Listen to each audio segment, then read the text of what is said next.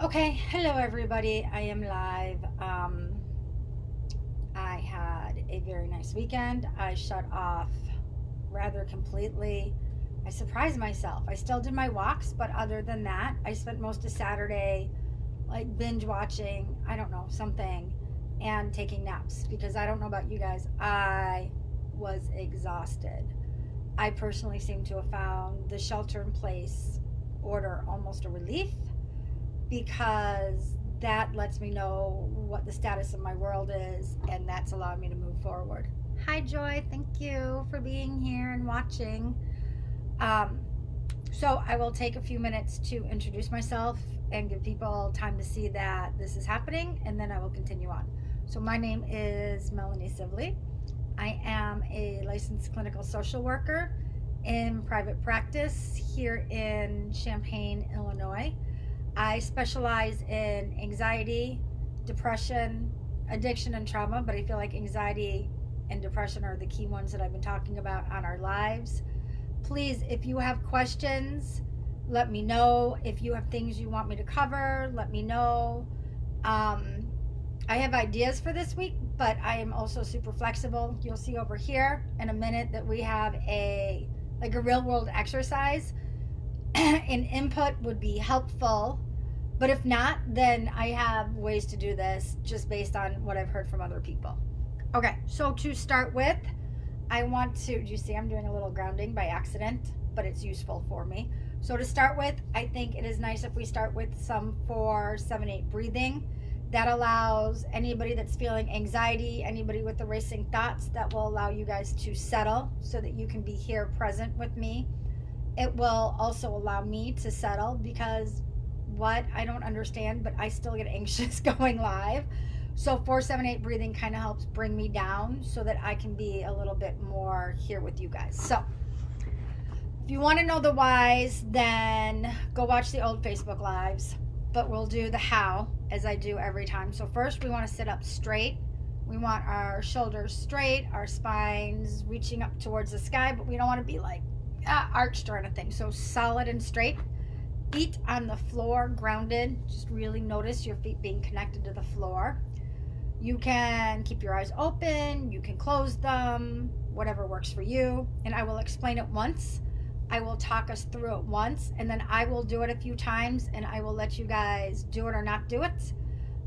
So it's 4-7-8 breathing. And I will say what numbers you use don't matter. Like they really don't. So whatever numbers work for you, 4-7-8 is what I use, but you can adjust to fit. It's going to be belly breathing, so from breathing all the way down here, and it's breathing in to the count of 4, holding for 5, 6, 7, and out on a really slow 8. So I'll count you through once. So you breathe in, 2, 3, 4, hold, 6, 7, out, really slow 8. Again, I'm going to do this a few times. You guys can do it or not, depending on how you're feeling and what you want. I will never know because I can't even tell. I see people are watching. I don't know who or how many, which is fine. So I'm going to do just a couple of these breaths.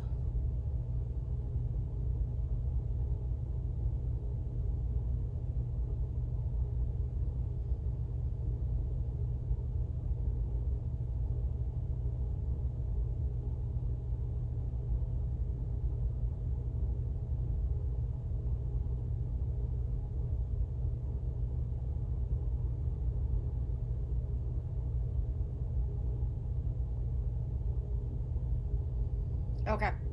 So, how was that? Anybody want to tell me if they like it, if they don't like it? If not, that's fine also. How are you guys doing with the shelter in place and with the social isolation? I fucking hate that term. But are you guys sheltering? Are you like, fuck it, I'm doing everything like always? Hopefully not. And I think most of us get that even if we're not doing it for ourselves, we're doing it for our community. And I talked about this briefly earlier today. So I go through periods where I'm afraid for my health and I'm not. I go through periods where I'm afraid for my financial health and not. I will tell you, for me, and you'll see that I'm at work, but understand there are, to the best of my knowledge, there's one other person on my entire floor of my office building. I'm not seeing anybody face to face, and so that helps a lot. Okay, good for you. No, if you need to, Dana, you're right. Get off Facebook if you need to, and if you need to get off now with me, I respect that. And we'll talk about absolutely limiting what you see. So I'm going to come back to talking about sheltering in place really briefly. For me, it's not about taking care of myself, although it does help me feel a little safer. Mostly for me, it's about my community. So would I be okay if I caught the flu? If I got COVID-19? Probably. I mean, I think so. Pretty sure. Don't know 100%.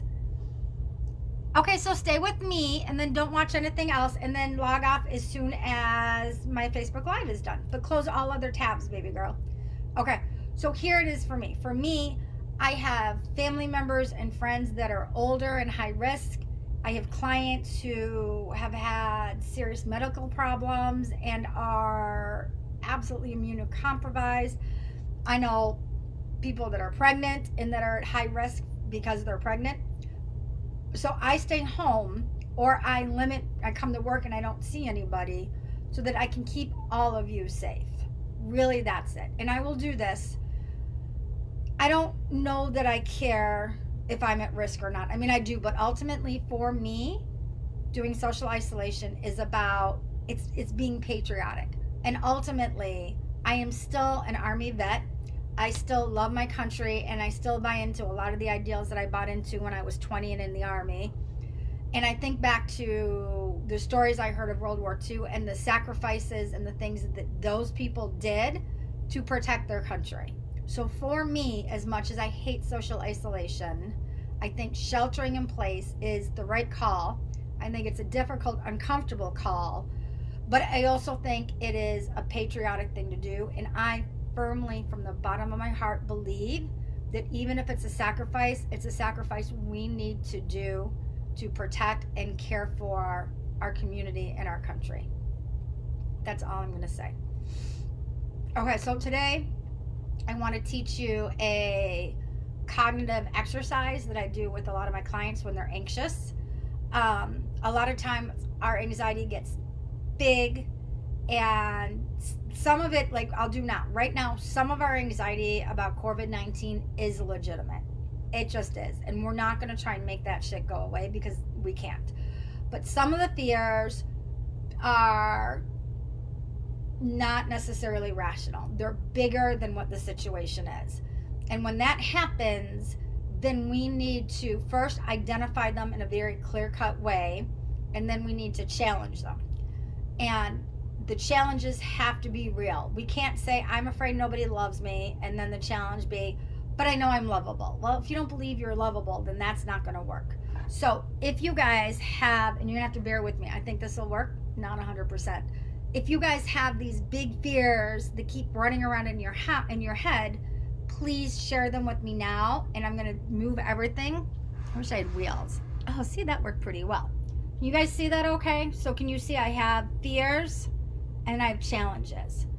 So on a piece of paper, and I will tell you, this has to be written down. If we just keep it in our head, it keeps running circles, is the only way I can say it. So you have to do this on paper. If anybody has these big fears that are running around, I want you to type them in the comments. And so far, I'm only seeing one person commenting. So if you're doing it and I can't see you, I apologize. If you're watching this after the fact, of course you can't do this. But if you have these big fears that are going on, please type them in the comments. And I'm going to write down a couple that I've heard already from people. So one is, I wonder how this is going to work. I'm afraid I'll get sick and die.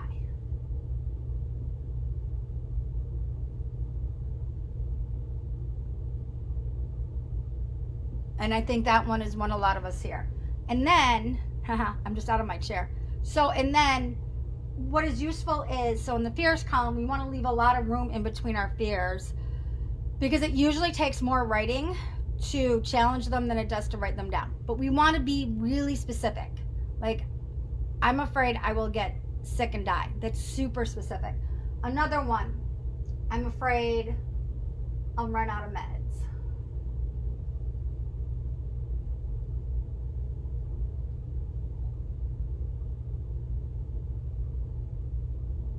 Maybe I'm afraid I'll run out of food. Anybody got any for me? I'm afraid I'll lose my house. So I'm afraid that I'm going to be unemployed forever and that I will lose my house.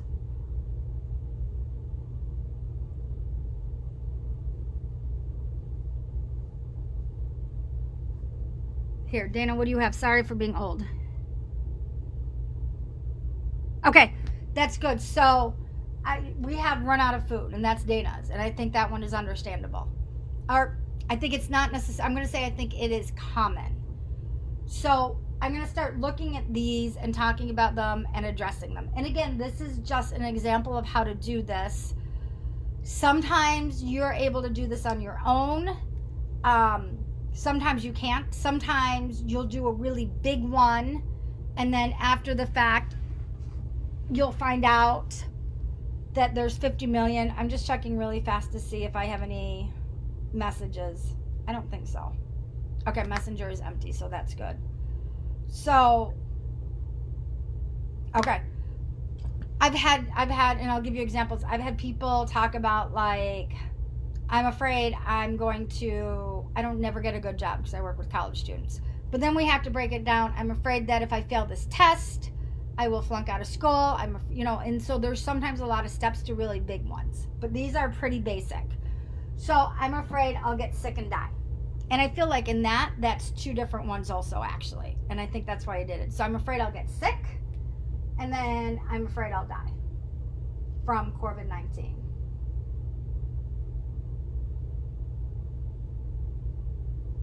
Right? So I'm afraid I'll get sick. And I just crossed out die. Let's look at your situation. Are you sheltering in place? Are you out in the community a ton? Are you washing your hands? Are you doing, whatever the steps are? So I can only do this for me, but I will give you me. One is I am practicing, much as I fucking hate it, social distancing.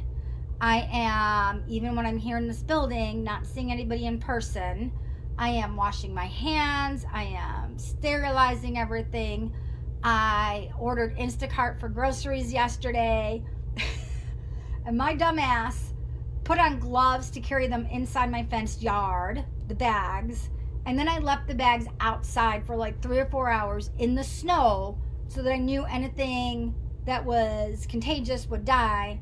And I put on gloves. I brought it in. I sterilized what I needed to sterilize. I put everything away safely. So I'm afraid I'll get sick.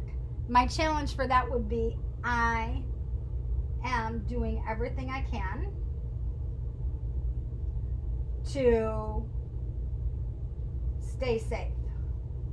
And then for me, and I need to do this a lot, like I have a really strong immune system. I rarely, knock on wood, I rarely get sick. So I would add that.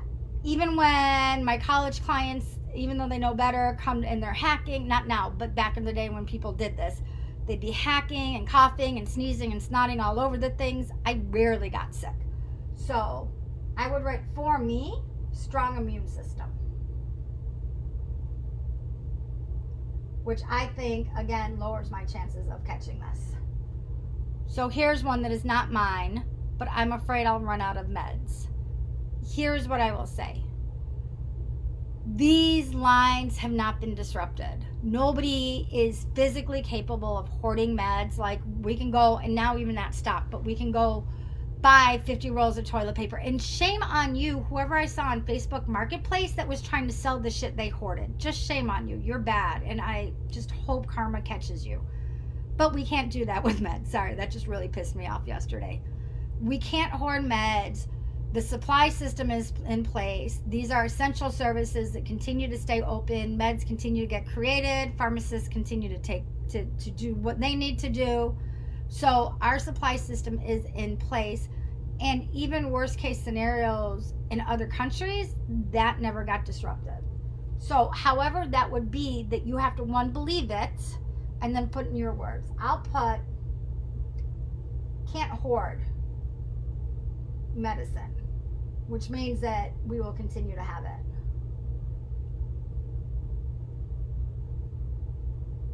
And I'll use this as an example. And this is a goofy example, but bear with me. Back when marijuana was first legalized and our medical dispensaries had, do you remember this? Lines that were like a mile long. God bless them. I think that's awesome. Even then, when they started running low on marijuana, what did they do? They stopped giving it to Joe Schmo and they kept it for the people with medical cards. So our system is designed to protect ourselves with that. Okay, let's do run out of food, because that's Dana's. So first off, Dana, I'm curious, at home, how well stocked is your fridge and your freezer? And you can answer that here, or you can answer it to yourself. I don't know, where are you living with your parents? I don't know where you're living. I can tell you my freezer is fairly well stocked. So I know I have food to get me through a couple weeks, because yeah. I will also say, and I'll speak for Champaign-Urbana, and Dana, you'll have to check in with other people, but I know Oak Park, because that's where I grew up, well enough to know they're probably pretty similar. Our stores have plenty of food. And this shocks me, because I keep seeing on Facebook, there's no wheat anywhere to be found, and blah, blah, blah, and blah, blah, blah. The fact of the matter is, even though I did Instacart, every single thing I ordered, and I eat a lot of meat, everything I ordered was available to me. So stores have food. That's one thing I would write. I would also say freezer well stocked. And I will take a second to acknowledge the privilege of that, because there are plenty of people that can't afford to stock their freezer. So I'm grateful that I get to stock my freezer. Food pantries are still open and giving out food. So if you do not have the luxury, and I mean this genuinely, to stock, food pantries still open. I think that's super important. And finally, I will say that finally, stores are starting to limit how much you can buy. So stores are finally starting to stop hoarding. They should have, whatever. We've never done this, so I'm not even going to be pissed at them. But stores are starting to be responsible. Stores won't allow hoarding anymore. So do you see how, for me, I have stores have food, freezer well stocked, food pantries are still open, stores won't allow hoarding. Next, I'll look at lose my house. And I'm going to do this. The bigger one would be something like, I'm scared because I'm unemployed, or I'm scared of losing my job, or I'm scared of whatever. That's a big one, but then we need to break down everything about being unemployed or not having enough money or whatever. We need to break it down step by step by step, right? And I will tell you, this is one that I can relate to, because my caseload tanked last week and kind of this week, and so I've gone through a lot of financial fears. I will also very much say that I'm still better situated than most people. But if we look at lose my house, we can say, can work with bank and not pay mortgage for like 6 months or a year or something. And then we'll have to do that with all, like, I'm scared of making my car. I really wish I didn't have a new car. So I would have to challenge that one. And I would have to challenge all these other financial insecurities independently. So, but that just is to illustrate if you're scared of money. Finally, I'm afraid that I will die from COVID-19. And I think that's probably a big one for a lot of people. First, I will say, that is why we are sheltering in place. Because then the people who do get seriously ill and they're out there and they're happening, we need to have the facilities to take care of them. So sheltering in place, we all heard this, flattens the curve, which allows more services to be available to the people that get seriously ill. So shelter in place keeps me safe. I like that. Shelter in place keeps me safe. I think somebody should make a meme and post it for me. You can again go look at all the things that you're doing to keep yourself safe. If you are high risk, then the shelter in place is super, super important. And you know what? Just please do that. If you're not high risk, then you need to really be aware that the fatality rate is obscenely slow. It's serious, it's real. We need to be patriotic and take care of ourselves so that we can support the system and keep everything afloat. But the number of people that are dying is seriously low.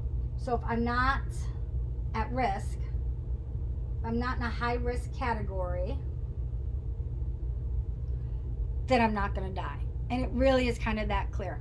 And I'm going to go, I'm afraid I am sick. I wanted to talk about this.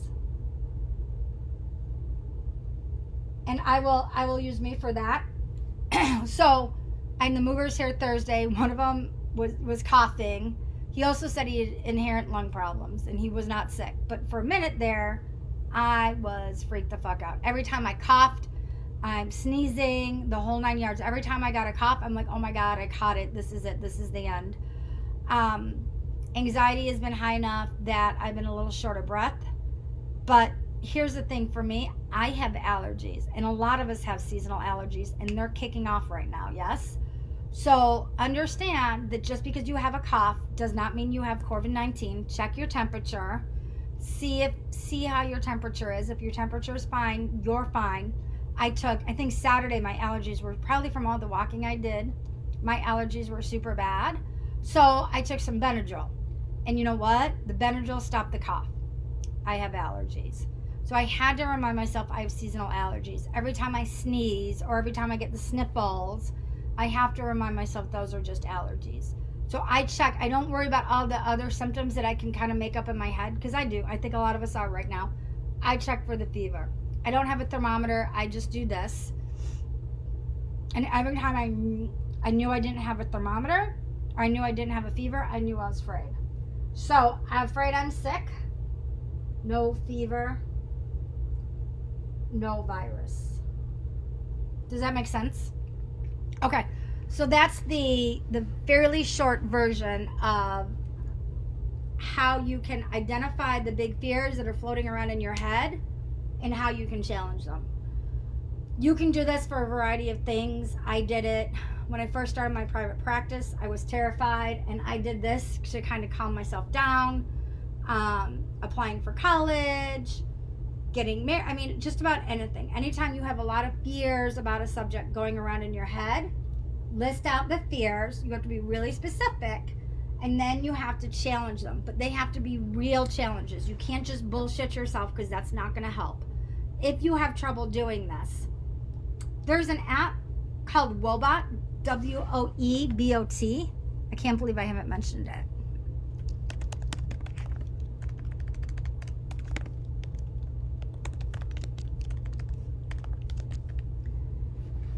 So hopefully that got posted. Woebot it's just an amazing app. It's free. It's all cognitive challenges. It's research based. I love it. I played with it for like 6 months. I told all my clients about it, and then unfortunately I forgot about it. Woebot will help you challenge your fears. Go to friends that are not anxiety based, or family members, mothers, fathers, sisters, brothers, whoever. If you are really struggling, always, I say, get a therapist. That is always an option. And again, we are definitely all online at this point. I will also say that we're considered essential services, so I suspect there are a few that are seeing people in person. I'm not, again, because I feel like it's my duty not to at this point. But you could probably find somebody that is seeing people in person if you need that. So this is our main thing, and now I'm going to talk about, again, the things we need to do on a daily basis to help keep our mental health safe. And I think I'm going to be a broken record, and I think I'm going to say this every single time. Look, I have my little list. I love lists. Did you know I think lists decrease anxiety? They do for me. So I keep saying this because I firmly believe that it's super important. So the to-dos to help protect your mental health during this COVID-19 pandemic crisis, the first one is to establish that routine. There's lots of habit tracker apps, which makes me sad because I was going to make one, but I don't think there's a need. You could do it in a journal, you could do it in a spreadsheet, but you want to do your best to wake up at the same time, eat at the same time, get a shower, get dressed. And I get that that is super hard to do if you're staying home, but it's still important. Take your meds at the same time. Make sure you keep taking your meds. Truly, I cannot say this enough. Get out of your house, even if you're sheltering in place. My first thing would be go exercise, go walk. And I know I'm a broken record. I walked last week until the mind chatter settled, and I was exhausted. And there were days where I had to do that several times a day. There were days where I only went for a short walk, but exercise. Get out of your fucking house. And if you really need to, get in your car and go for a drive. You don't have to stop. You don't have to see anybody. You don't have to talk, but just go out and remember the rest of the world still exists. I think that is so important. I want you to think about scheduling time for yourself. If you live with other people, family members, kids especially, it has to be so hard. So if you live with these people where you have to be the strong one, I get that. I respect that. But then you need to schedule time where you can be alone and you can just feel your feels, the good, bad, and the indifferent ones. So schedule time for yourself. Schedule time to connect with people outside of your house. Our Zen Center had our Dharma talk through Zoom, and I cannot tell you how happy it made me feel just to see all their beautiful faces. I don't even care what we talked about. It was just comforting to see them all. That warmed my heart. So schedule those times with your loved ones. Phone and text are great. I personally think FaceTime is, or video, Skype, something like that is better. Whatever works for you. And finally, and still probably second only to the exercise, and Dana's already said this, limit what you are watching. Take care, be careful on social media. If you find it toxic, get the fuck off. The best part of this weekend is, and my Facebook feed isn't toxic, but man, that's all that's on there. And that's legit. But after a while, I just needed not to give a shit about this right now. And so most of my weekend, I was playing games a lot, and I was binge watching and napping, but I disconnected from this crisis. I'm like, game off, time out, and I put it away. It's still going to be here tomorrow, whatever. So limit what you take in, both on social media. Please limit what you're watching and reading. Don't go down these rabbit holes of reading of people's excruciating experiences with COVID-19. How does that help? Why do I need to know Joe Schmo's fucking agonizing story? Don't do that. And I rarely say do this and don't do that. I will say do exercise. Don't read or watch that bullshit, because it's going to cause you real mental harm. Don't do it. Stay away from that shit. However, if you need to set up blocks on your computer and your phone, do that. Don't go down those rabbit holes. They're so harmful. And I also say for me, for shelter in place, I'm a dork. So I have a calendar, and I wrote off how many days it is, like 16, 15, 12, 2. And then every day that I get through a shelter in place, I'm crossing it off my calendar, because that helps me remember that this is temporary. And I feel like we all have to remember that. This is temporary. We will get through this. It will be painful. It might cause us short-term harm, but we can heal from the harm. This shall pass. This will only be temporary. And right here, only in this moment, but bring yourself back to this as many times as you need to. Right here, in this second, for me, I am healthy. My friends, my loved ones, and all of my clients are healthy. I have food in my stomach. I have food in my freezer. I am safe. I am okay. I don't know what the fuck tomorrow is going to bring, and none of us do right now. But if I come back to just this moment, it's all good. And really, that's all any of us have. Also, again, there's no shame in needing a therapist. There's no shame in needing support. We are geared up. We are all here. We are all present. And we are ready to help you. I will say again, shameless plug for myself, but I absolutely have openings. If you need help, if you want to work with me, I'm available. Blue Cross Blue Shield, U of I student insurance, private pay, sliding scales. Sliding scales is only going to be for the duration of this crisis. After that, I can't have a bunch. I have to pay my bills. But for now, I feel like, again, it is my patriotic duty to take on as many people as I can manage in my day to help them. And I feel that's the same as sheltering in place. Like, I have a patriotic duty, and me working with people regardless of what they can afford is one of those duties. Me staying away from people, not getting people sick is another one.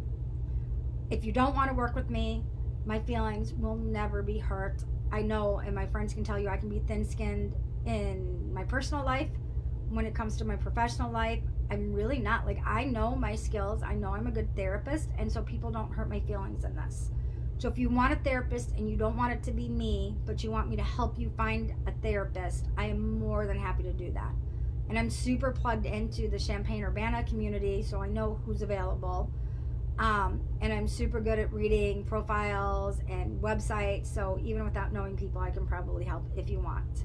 Okay, so I think that's the big things. I have to check. Yes, those are the big things. So let's practice container. Those of you that know it, I'm just going to do it with you. Those of you that don't, go back and watch like day 1 of last week. Watch one of my videos, has container on it.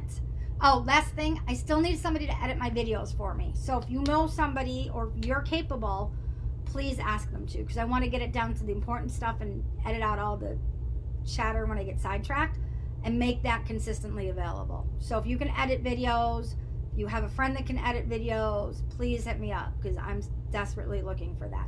Okay, so container. So let's remember again. Sit up straight, feet firmly planted on the floor, thumbs interlocked. I gotta get my hair out of the way. Sorry, I'm gonna take my glasses off too for this. Thumbs interlocked on your chest. We're gonna go nice and slow. And close your eyes or not. I don't care, whatever works for you. I won't even know what you choose. Keep tapping slow. And feel your hands tapping on your chest. And now imagine any container in the world. It should not be something you see every day. It needs to be strong, and it should not be transparent. Those are the only rules.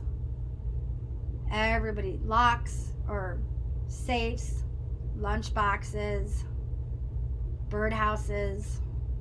Mine is some slick looking white cube that's a little glowy, almost like an iHome, but not. So imagine your container and think about how big is it. Some can be as big as the building you're in. Some can be as big as the Sears Tower. Mine fits in the palm of my hand. There is no right or wrong. Just how big is it? What kind of material is it made out of?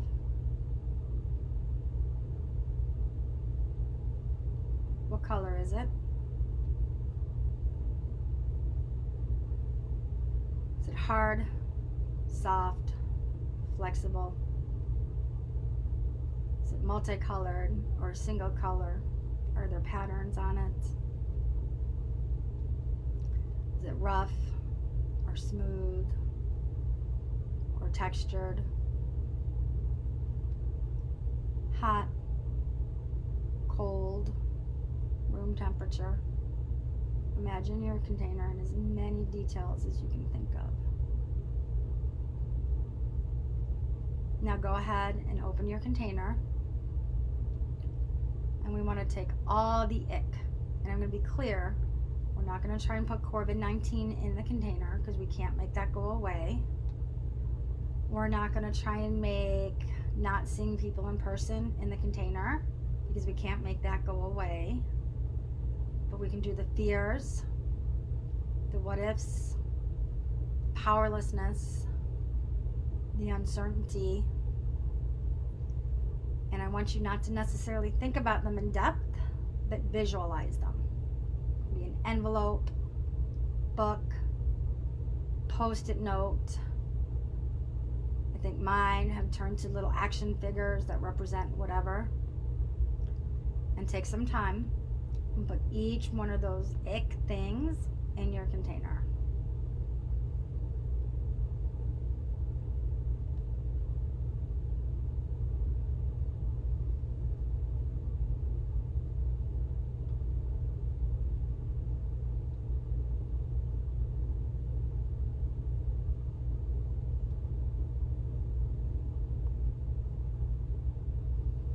ahead and close your container.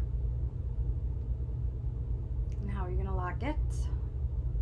Some people use locks, some people have keys, some people have the big wheels that you see on the movie banks. Mine is super sci-fi, so I just run my thumb across the top of it and that seals it closed. And now you can go ahead and put your container away somewhere safely. I always offer to put it in my room. You can't see my Buddha, but most of you know that he's there. You can float your containers into my office and place them at my Buddha's feet. Okay.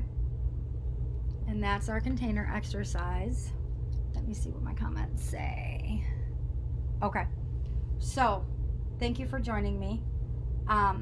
Tomorrow I will be here at 12:15, and I'm going to teach the EMDR version of Calm Place. So we will create a Calm Place, install it. I will say, if you haven't done it the EMDR way, it is significantly different. I believe, I'm biased, but I believe that it's safer. So I want to encourage all of you to go ahead and join me for that. After that, I will talk about whatever comes to mind or whatever you guys want to talk about. By all means, 1, I'd love feedback. I won't even lie. 2, if you have things that you're struggling with, please let me know and I will address them in Facebook Lives. I'm always looking for topics. I will continue, as I always say, doing this every day at 12:15 until people stop watching. If I run out of things to talk about, then if nothing else, we will do 4-7-8 breathing, just a little bit of top of the head, what I hear people struggling about, container, and then Calm Place once we've learned that. So be well, be safe. If you're able to, please shelter in place. I know it's difficult. I know it's a sacrifice. We're doing it for our country, though. And I'll see you tomorrow. Peace.